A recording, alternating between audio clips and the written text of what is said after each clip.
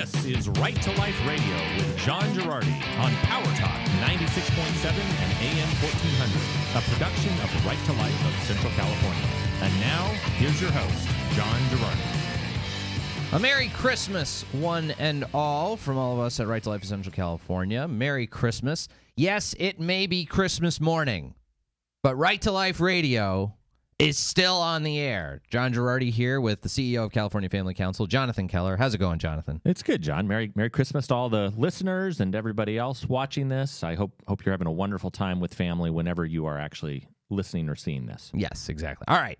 So this lovely Christmas morning, it seems cruddy on Christmas to talk about horrible abortion-related political topics, but there have been some very important news developments as it relates to abortion and how it's regulated in the United States, and we need to talk about it. This is because somewhat the Biden administration has imposed, I think, new regulations on medication abortion, pill abortion, that I think are some of the most significant and far-reaching regulations, something that's going to radically change the face of abortion provision in America. So we kind of have to talk about it. And I was going to say, John, it somewhat is more appropriate probably for the, what is it, the 28th is the Feast of the Holy Innocents? Yeah, well, there you go. That's we're just getting a jump start on that. Yes, so. yeah. So let's, all right, so let's discuss what the Biden administration did, because this was a thing Jonathan and I talked about throughout the campaign, and no one else talked about it. And I was sort of saying, I think this is the most important issue, maybe, of the 2020 election. I think, objectively speaking, it was the most important issue of the 2020 election, because it was obvious there was a very stark choice between what Trump would do in this regard and what Biden would do in this regard, and the massive ways in which it would shape abortion provision in America. So what am I talking about? I'm talking about medication abortion. So most people, when they think of abortion, I think still today think of surgical abortion. When they hear the word abortion, they think of a surgical procedure done usually by an OBGYN. And less is that true. That is less and less the normative way of performing abortions, certainly in Europe, but more and more so in the United States. Surgical abortions are difficult. You need to get a surgeon, or you need to get an OB or a doctor to come do them, although not in California. In California, you just need a nurse practitioner or midwife to do an abortion because, we're so concerned about safety, we won't let doctors do abortions. Or we'll allow non-doctors to do abortions, rather. Anyway. Access, John. Access It's all about it. It's all about access. And abortion providers often find the requirement to have a doctor do the abortion kind of onerous. There are some abortion clinics, Jonathan, that I've heard of that will actually fly in a doctor for the one day a week where they are doing abortions. And obviously they do that because only 3% of their business is abortion at Planned Parenthood, so it's just not a very important service or anything. It's not. Nope. No, abortion is the chief revenue driver for any clinic. Don't be an idiot. Planned Parenthood exists to do abortion. That's the reason of their existence. They could not survive if all they were doing was contraception or family planning or stuff like that. They could not survive without abortion. Abortion is what they do. All right. So surgical abortion is difficult to do. Over the course of the Clinton administration, the FDA feverishly worked to approve and bring over to the United States medication abortion, pill abortion, so-called medication abortion. Chemical abortion. I know. I just have to say, John, this is something that really bugs me because pro-life advocates, I think, justifiably say it is chemical abortion. It is the use of drugs and chemicals to induce an abortion. Yes, induce. Essentially, it chokes off the oxygen supply, causes the growing embryo to detach from the uterus, and then causes the woman to go into labor. Mm-hmm. And the abortion advocates have consistently tried to rebrand this. Well, no, it's not chemical abortion. It's medication abortion. Yes, because it's medicine. It's just it's just a way to solve that horrible, life-threatening condition of pregnancy. Right. And that's the point we make, is that medicine corrects something that's wrong with your body. Your body is in a state of non-flourishing. Medicine takes it to the state of achieving its appropriate ends towards which it is ordered. Pregnancy is not an illness. Pregnancy is not something wrong with the body. It is a natural bodily process that everyone is supposed to go through. And therefore, abortion is not medicine. It is not healthcare treatment. It's not chosen for a medical reason. It's chosen for some kind of social reason in 99.9% of cases. Anyway. It is a surgical procedure in some cases, or a chemical drug in some cases, but not medicine. Right, exactly. So, and that's the thing that some people will say this about, well, you're saying it's unnatural. Well, giving people Tylenol is not natural. Yeah, Tylenol, I guess, isn't natural in a certain sense, but it is bringing the human body from its state of non-functioning, having a horrible headache, to properly functioning, having no headache. All right, anyway, so chemical abortion, the Clinton administration and the FDA were busy as beavers for 8 solid years to try to bring chemical abortion over to the United States. In the last months of the Clinton administration, the FDA gave a rush approval to chemical abortion, also known as RU-486, also known as mifeprex or mifepristone, and they got it approved. So the chemical abortion regime is basically you take mifeprex or mifepristone, and then a day or two later you take another, that cuts off the baby's food supply. A day or two later, you take a second drug called misoprostol, which induces labor, expels the baby. The benefit from the abortion provider's point of view is that you don't need a doctor to do a chemical abortion. Okay, you don't need a doctor. Now, the FDA did require, when they okayed chemical abortion, they required that the first of those pills, mifeprex or mifepristone, that has to be taken in a clinical setting. You have to take it in a clinic, at a hospital, wherever you are, under supervision from nurses or medical personnel. But critically, you don't need a doctor. You don't need a doctor to do it, and you don't need the cost of paying that doctor. And from Planned Parenthood's perspective, and the perspective of a lot of abortion providers, chemical abortion is very profitable. You don't have to pay a doctor a whole bunch of money, and you can charge a nice, healthy amount for it. Okay? It requires a bunch of, so it's very handy for the business of doing abortions. It's very handy for the business of being Planned Parenthood. Now, the thing that abortion providers had complained about with chemical abortion were those initial FDA regulations that someone has to come into the clinic to get an abortion, right? This had been a constant gripe. And you had people like Daniel Grossman writing in the pages of the New England Journal of Medicine complaining about this. You had Ezekiel Emanuel complaining about this.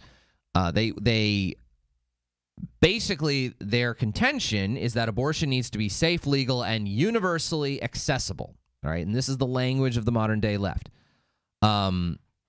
It's not safe, legal, and rare anymore. They don't care about abortion being safe, legal, and rare. They don't want abortion to be rare necessarily. They want it to be universally accessible. They want every single person who wants an abortion to be able to get an abortion.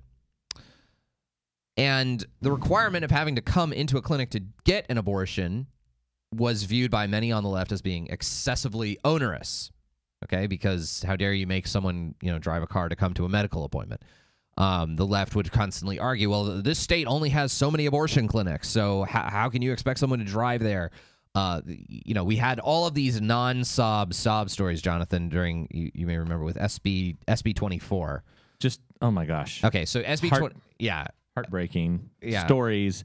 I mean, here's the thing, John. I really struggle with this because on the one hand, they were heartbreaking to think that you are at a place in culture and society where you feel like the only option for you to get ahead in your career or in your education is killing a child. Yeah, well, they were heartbreaking not in the way that the people pushing SB 24 thought. So SB 24, for those who don't know, SB 24 was this California law. It was passed a couple of years ago, and it requires on the campuses of all CSUs and UCs that medication abortion be made available right there at the student health center. So you had a number of these.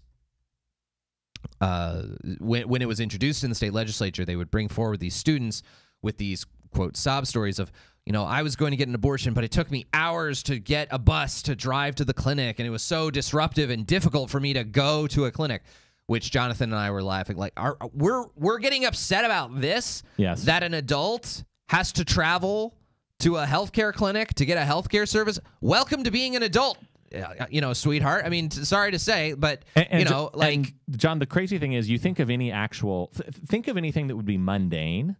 Yeah. Like, let's think of a dental appointment. Right. If you were here lobbying and say, dental care, hygiene is so important for health. And it's so difficult for me. I have to take time off of work, and my boss was asking why I had to leave to go to the dentist. I mean, do you have a cavity? Are you eating too much? If you did this whole I have to get on a bus. I have to, take time out of my day. Like the physical inconvenience of going to an abortion clinic, the left is turning into like, this is the great injustice. You have putting the Jim Crow Uyghurs 2.0. Yeah, basically. putting Uyghurs in concentration camps, and then people having to drive to healthcare appointments for abortion. That these are the same level of concern. Anyway, so the left has been railing against this notion that, this limits abortion access, that people have to go to abortion clinics to get abortions. Well, the FDA, early in the Biden administration, issued an emergency rule allowing medication abortion to be taken without going into a clinic, and allowing abortion pills to be shipped to women's homes, to be mailed to women's homes. This was approved early in the early in the Biden administration. I hope I didn't say Trump in the first time I said that. Okay. Early in the Biden administration, this rule was approved as an emergency measure, I'm using scare quotes, for the duration of the COVID crisis, which, as far as I can tell, is going to last until, the end of time. But then, just a week ago, the Biden administration made this rule permanent. So this is the permanent way in which chemical abortion is regulated, or more properly speaking, not regulated. That abortion pills can be shipped through the mail to women. And this is the brave new world of abortion provision. This I'm holding, for those of you, if you want to watch this show, by the way, you can go to youtube.com/righttolifeca, youtube.com/righttolifeca. You can watch all episodes of Right to Life Radio there. I'm holding in my hands my smartphone and waving it around. This is the new abortion clinic right here. This is it. The future of abortion is you take a positive pregnancy test, you whip out your phone, you Google abortion, download the Planned Parenthood Direct app, chat with a nurse practitioner, chat with whoever you need, give them your insurance information, and boom, you've got a prescription for medication abortion right there. You've given them your shipping address, and abortion pills will be shipped to your house as easy as Amazon Prime. You never even have to leave your home to have an abortion. It achieves the left's goal of universal abortion access, and that's what they want, is abortion access. So by the Biden administration okaying abortion through the mail, this changes the whole face of everything. It changes what is the pro-life movement going to be? If abortion is done this way, what's the point of protesting outside of clinics anymore? Will that become a thing of the past? Will people stop going to abortion clinics? What is going to change as a result of all of this? We'll talk about that after the break, what this means for national abortion politics, especially in light of the Dobbs case. That is next on Right to Life Radio, right here on Power Talk, a production of Right to Life of Central California, rtlcc.org.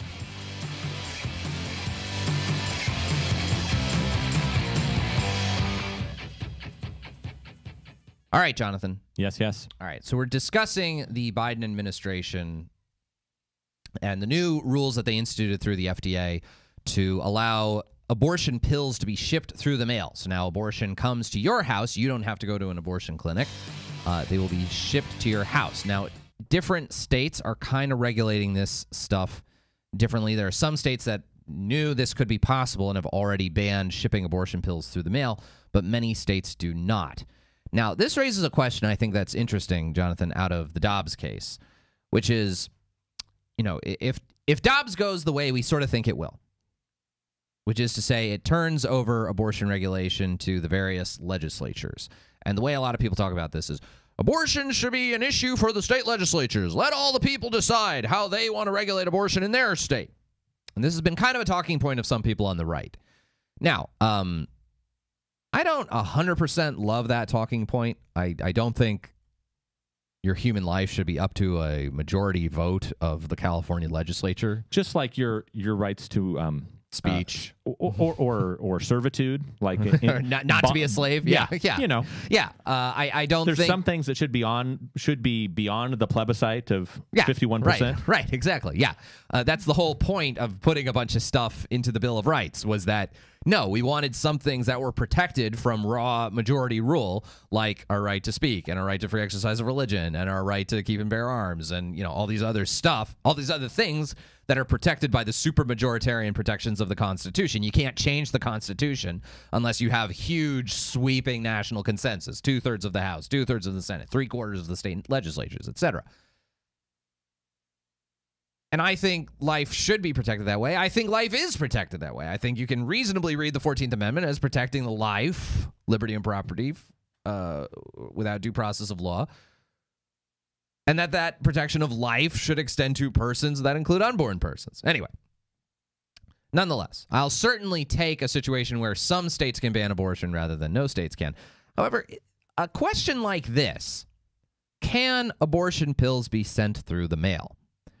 Now, I know there's a lot of healthcare that can't really cross state lines.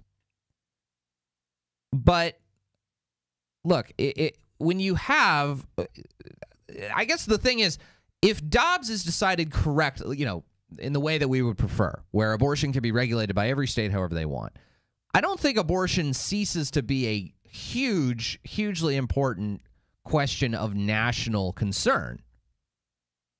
I think it continues to be a huge question of national concern. Look, how the FDA regulates abortion pills is a national question. It's a federal question. It's 100% dependent on the president.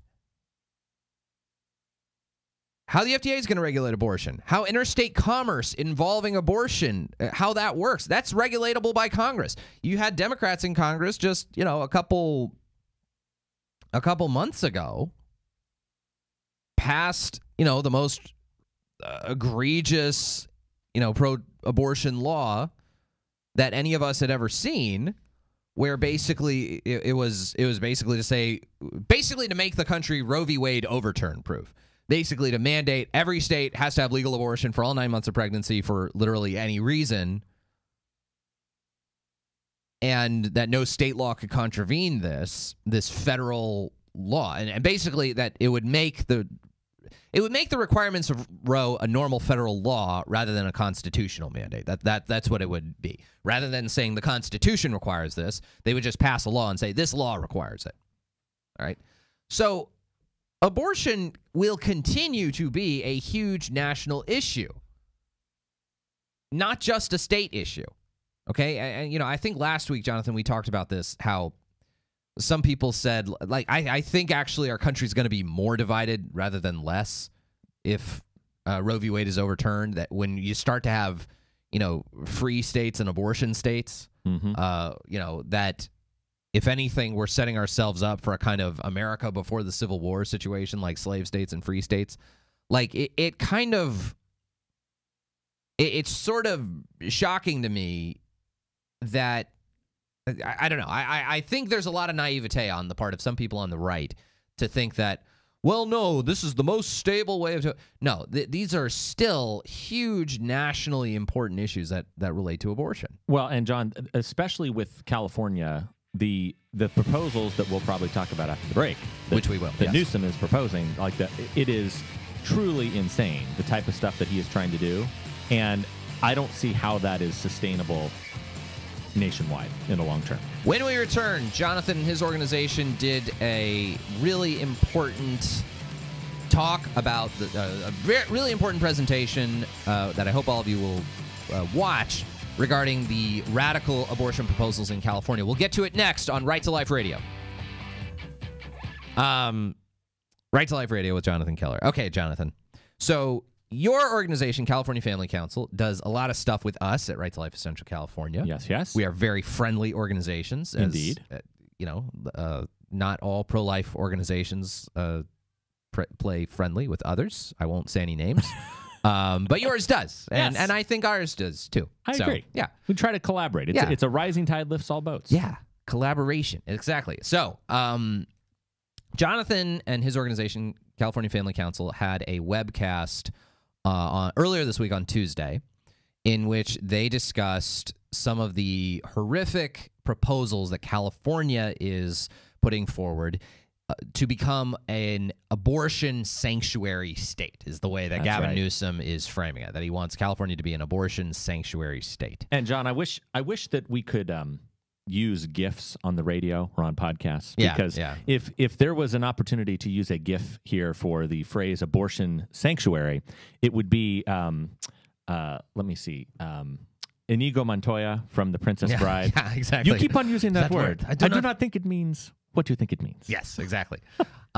Because, there's nothing farther away from sanctuary than abortion, given that the sanctuary was like a safe place you would go to flee violence. Anyway. Yes. So,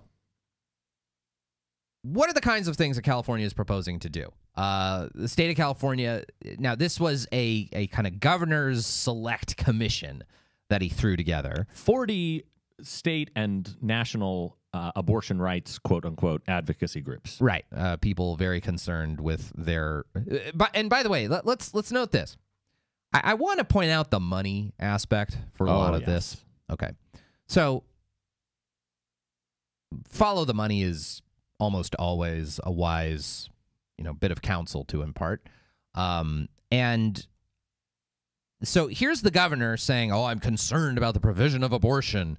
With the Dobbs case going potentially, getting rid of Roe v. Wade. How can we help people?" And so he gets a bunch of people to make recommendations whose business is abortion. All right, we mentioned this earlier in the show, but like conflict of interest. What's that? Yeah, I mean, like, okay, we're running, and by the way, opening on Monday, open for taking your calls to schedule appointments. Yay. The Obria Medical Clinics of Central California, the thing I'm most proudest of. Maybe the most proudest thing I am of anything I have ever done in my life, other than I don't know, getting married, than your children, other than getting married and having children. Although in fairness, I didn't do much. Your wife did most of that work. She did most of that work, and I mean, I just there's a whole Jim Gaffigan joke about that, about the father's contribution to children, and how it's talk to your parents, kids. They can explain that to you. Yeah. Anyway, I helped for 2 minutes doing the thing I think about all day. Anyway, all right. So let's skate over that. So anyway, the Obria Medical Clinics are opening. It's awesome. Running a small nonprofit prenatal healthcare organization and looking at its books and kind of understanding its business model and understanding that we will probably not be profitable for the first bit. Let me tell you, from someone who understands, Planned Parenthood only stays afloat because they do abortions. None of the other stuff they do bills very well at all. All right? Everything. All those other services are a loss leader, as they say in the marketing world. It's not enough. So the only thing that keeps them financially afloat is, one, the charitable donations they get, and two, abortion. Abortion is the driver for their whole business. And by the way, it's also the driver for their charitable donations, because people would not be giving to them were it not for the fact that they're an abortion provider. All right. There's lots of federally qualified health centers, FQHCs, as they are known. Health clinics, health clinics. They do not have a massive marketing campaign. They do not have Hollywood celebrities saying, well, during these unprecedented times, we're pledging a $500,000, $1 million gift to these organizations. $100 billion. None of those groups, none of these great centers that provide actual prenatal health care or actual support for low-income families, those do not have a huge marketing budget. You don't get movies made about them that talk about the romantic notion of providing health care to underserved communities, unless it's a very specific kind of health care. Exactly. So, health care, quote unquote. So here's the governor putting together this governor's commission, and it's stacked with people whose businesses rely on doing as many abortions as possible, and who obviously have an interest in getting more government money, more taxpayer money, to flow to themselves. And John, I'm sorry, I have to point out, even the title of this freaking group, it's not it's not the Alliance to Provide Reproductive Health Care. No. It's not the Association of Women's Health Providers. It's not anything. The word healthcare and the word women, the word pregnancy, the word prenatal, the word resources, it doesn't apply. Literally, the name of the group, the report, it is the Future of Abortion Council. Right. I mean, it's the Future of Abortion Council. Yes. Recommendations to protect, strengthen, and expand abortion care in California. Not reproductive health care. They're dropping, John, they're dropping the euphemism even. It's just like, all right. The mask is off. About abortion. It's all about abortion. And in fairness to them, look at the results from the recall election. I think this is happening with a lot of liberal stuff in California, not just abortion. That where people look at the recall election and and look at the makeup of our state legislature and think, well, why should we use euphemisms? Why should we be afraid of being full on lefties? Absolutely no reason to hide. So the Future of Abortion Council. So it's composed, as we said, it's a bunch of abortion providers proposing a bunch of policies that will, of course, result in more money flowing to them. And what kinds of policies we're talking about? Okay, having government funds to pay for lodging for people to come out of state to have abortions in California. That's going to help California abortion providers if they can have people coming out of state to do it. Having the state pay for childcare while women have their abortions. Okay, I'm sure that'll be another service Planned Parenthood will provide, and they'll get a nice fat government contract for it. There's already a bill that is going to come around again this year. Get rid of all deductibles and copays for abortion. All out-of-pocket costs are eliminated. That's going to help Planned Parenthood. More people are going to want to get abortions if they're all totally free. There is also, some of you might be familiar with the Teach for America proposition, that if you're a teacher, you can go and work in an underserved community somewhere in the country, and your teaching credential will be paid for. Mm-hmm. A friend of mine, Sam Lively, actually did this. He got his teaching credential, and the government said, "Hey, look, we will underwrite this. We will pay you back. We'll forgive your loans for this if you go and teach in this very poor high school in Memphis, Memphis, Tennessee." My sister-in-law did the Catholic version of this, where she taught at a Catholic high school in Salt Lake City. Okay. Which you can imagine, not a lot of Catholics there. So the Catholic school needed some help. So it was a program Notre Dame ran. Anyway. Well, so instead of Teach for America, it's Abort for America. And literally like, hey, we're going to go and provide scholarships. If you agree to go be an abortion provider, quote unquote, in some of these underserved communities, we'll help you get your training and we'll pay for it. Meaning also that Planned Parenthood doesn't have to pay for that doctor's salary, resident's salary or whatever. So again, it's money that Planned Parenthood gets to keep in their pocket. You have the proposal, that the bill that was passed last year to basically, if someone on your insurance plan gets an abortion or some other sensitive service, that the insurance company can't tell you. And the benefit of that is, to Planned Parenthood, is that rather than having to sign up a child, for example, for emergency Medi-Cal because they don't want their dad to find out that they had an abortion on his insurance, instead they can have a privately insured abortion that reimburses at that private insurance rate, not at the Medi-Cal rate, which is presumably much lower. And not only that bill did pass, but the companion bill, which is now sitting in the Appropriations Committee and is mentioned multiple times throughout this report that they are going to try to push. Yeah. The companion bill is, I think it's SB 357. Is that to get rid of the deductibles and copays? This is to get rid of the deductibles and copays. And this essentially would mean, again, that if you're a minor, not only will your family not find out, but you don't even have to come up with, well, my dad does some money from my dad. Yeah. You literally, it is 100% free, and it is completely confidential. Yeah.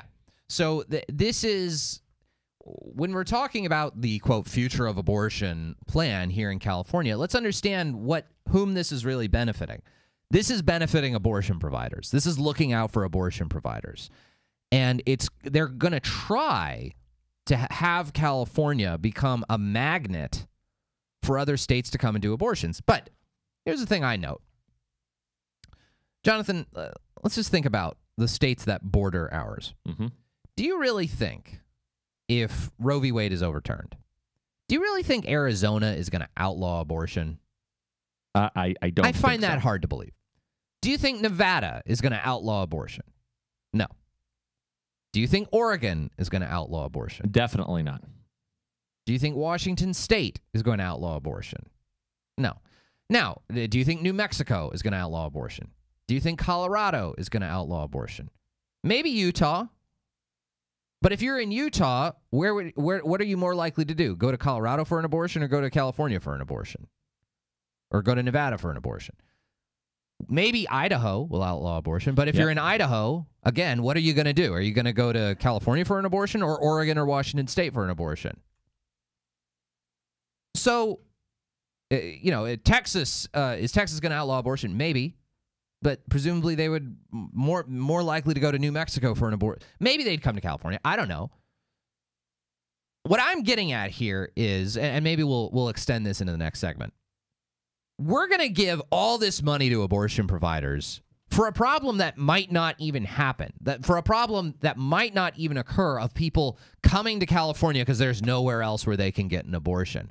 I feel like these abortion providers are just going to take the opportunity of Roe v. Wade being overturned to advance this false panic among liberals in California, this false panic among our state legislators, and use that to give themselves a ton of money for a, quote, problem that does not even necessarily exist.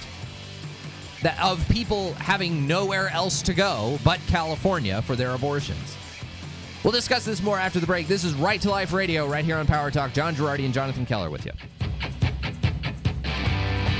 Right to Life Radio. Thank you all so much for tuning in. Okay, I started to make this point in the last segment, and I kind of think it's true. California wants to become a, quote, sanctuary state of abortion provision. That's the stated goal, the explicit stated goal of the California Future of Abortion Council, which is this governor's commission that was set up to make sure that, as many people can have abortions as possible.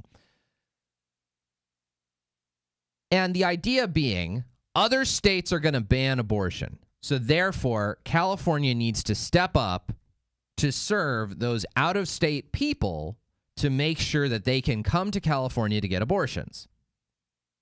That's what they're saying. The left is already trying to cloak themselves as if they're, running the Underground Railroad or some kind of nonsense to abort children. Especially when you read the language from State Senate Pro Tem Tony Atkins, who is the person who says, well, let me just read this quote here, John. It's just so frustrating. Mm-hmm. Years ago, I saw firsthand the impact of restricted access on women and families. I spent the early part of my career working for a women's health clinic, which I didn't realize this, John, that literally the highest ranking legislator is a former abortion clinic worker. Yeah. I did not realize that until this. I mean, she's revolting enough that Right to Life does not either support or oppose politicians for political office. It's just a statement regarding Senator Atkins' record on abortion. I talked directly with women who had found... She's so loathsome on the abortion question that it doesn't exactly surprise me. I know. I talked directly with women who had found their way to our clinic for assistance because they lived in states with restricted access. So she's like, yeah, look, I'm familiar with this. Yeah. Well, so here's the thing. Texas has now had abortion be basically illegal for several months. And the AP story talking about how California wants to become an abortion sanctuary, like presumably Texas is like the state that we're concerned about banning abortion and thus needing to come to California for abortions. Okay? I mean, because again, Jonathan, like I went around the states that are kind of near California and border California. Is Oregon going to ban abortion? No. Is Nevada going to ban abortion? No. Is Arizona going to ban abortion? I don't think so. No. Is New Mexico going to ban abortion? No. Is Washington State going to ban abortion? No. Utah, maybe. Okay, I could see Utah. I could maybe see Idaho. I could, maybe see Texas. I can't see Colorado banning it. So, I mean, just looking at maybe Montana, but the Montana Supreme Court says that abortion is protected under law. So Montana's not going to ban it. So what states Hawaii's not going to ban it. Maybe Alaska will ban it. They anticipate, John, the phrase they keep using. Who's going to come to California to get an abortion? That's what I want to know. I think the big thing that they're already trying to talk about is it's going to be tons of people from the big red states. Like they're thinking Texas, they're thinking maybe Florida, maybe Oklahoma. But see, that's the thing. If you live in Texas, so Texas has had illegal abortion for a while. The AP did a story about these proposals and noted that California clinics had seen a, quote, slight increase in abortions from people from Texas. What is a slight increase? Does that mean 3 people? Does that mean 30 people? What is a slight increase? I feel like we're going to pour billions of dollars in California, an additional billions of dollars, into abortion provision in California to serve a problem that's not going to even exist. I don't know that people from Texas some people from Texas will go to California, but I don't think very many. Some people from Idaho might come to California, but probably a lot will go to Washington or Oregon. People in the Southeast aren't going to come to California. They'll go to Chicago. They'll go to the upper Midwest or something. And John, I hate to say it, but when you talk about the phrase I keep hearing used is abortion tourism. Right. I mean, if you have an option to have an abortion in a neighboring state, or you can take advantage of California taxpayers to have a all expenses paid trip to L.A. Well, sure. So that's the thing. It's not that people are naturally going to come to California to have abortions. California wants to create a market to incentivize people to come here. That's what they want to do. So anyway, it's a revolting series of proposals, and hopefully there's some way, shape, or form we can stop it. Well, that'll do it for us today. I hope you and yours have a Merry Christmas. Our thanks to Dean Martin for playing us out, and we will see you next week on Right to Life Radio.